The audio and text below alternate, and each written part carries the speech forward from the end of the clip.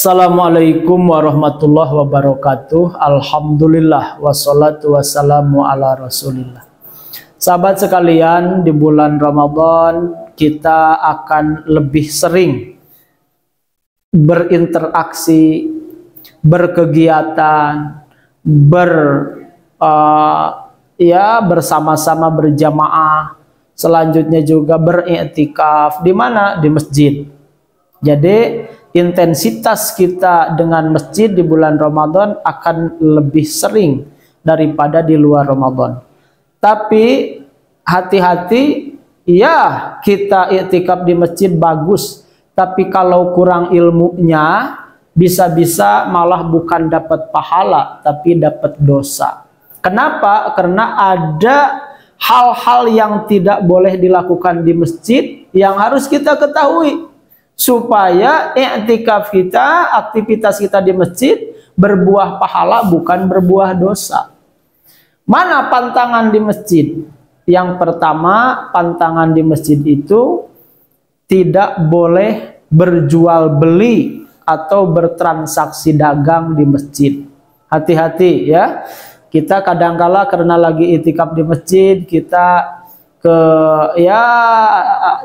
jual beli online gitu ya, pesan kurma seano ya, siap kak saya kirim ya, deal ya, klik. Padahal di masjid tidak boleh bertransaksi dagang. Nah, Rasulullah SAW anis sirai wal bai'i fil masjid. Nabi melarang untuk berjual beli di masjid. Hadis riwayat Ahmad. Yang nomor kedua, mengumumkan kehilangan. Ya, kita kehilangan jam tangan misal, atau kehilangan dompet apa, terus kita umumkan. Bapak Ibu jemaah sekalian, barangkali ada yang menemukan gitu dompet saya. Nah, itu nggak boleh. Nggak boleh. Man sami'a rajulan yansudu dhalatan fil masjid falyakul la rudduha Allahu alaik fa innal masjid lam tubna li hadza. Kata baginda Rasul. Jadi kalau ada seseorang mendengar seorang laki-laki yang mengumumkan kehilangan, ucapkan la radduha, semoga tidak mengembalikan Allah alaika kepadamu. Gitu, fa innal masjid lam tubna li hadza. Sesungguhnya masjid bukan dibangun untuk ini, begitu. Nah, ini artinya apa? Jangan mengumumkan kehilangan di masjid. Kalau di luar masjid boleh, di mading, di halaman gitu ya. Ada yang menemukan air loji enggak misalnya di luar, enggak apa-apa. Yang tidak boleh itu di dalam masjid.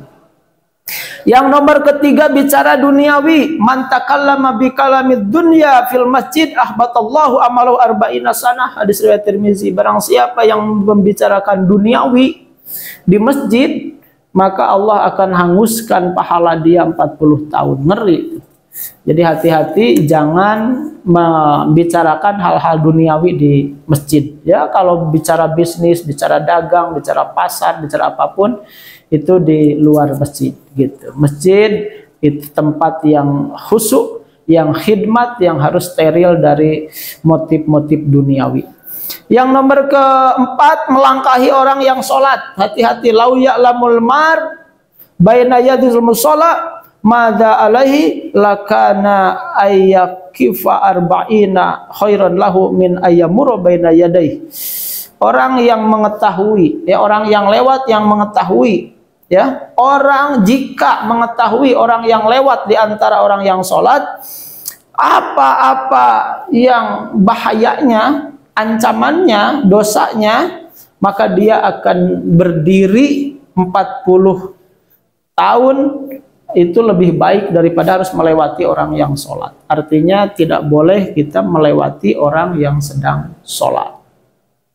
Yang nomor kelima, mengganggu penciuman orang lain. Ya, man akala sauman au basolan falyatazilna falyatazilna masjidana. Jadi baginda Rasul itu menyuruh orang yang sudah makan bawang putih, bawang merah, atau jengkol lah sekarang, atau pete, atau apapun yang menyengat, baunya mengganggu orang lain, itu diam aja di rumah, ya. Fal ya tajil min masjidana ya beralihlah, keluarlah dari masjid kami. Ini menunjukkan bahwa tidak boleh di masjid kita mengganggu penciuman orang lain, baik jengkol, pete, rokok, atau bau badan. Hati-hati, kita harus aware, harus ngaji diri. Kalau membuat orang lain terganggu, itu hindari.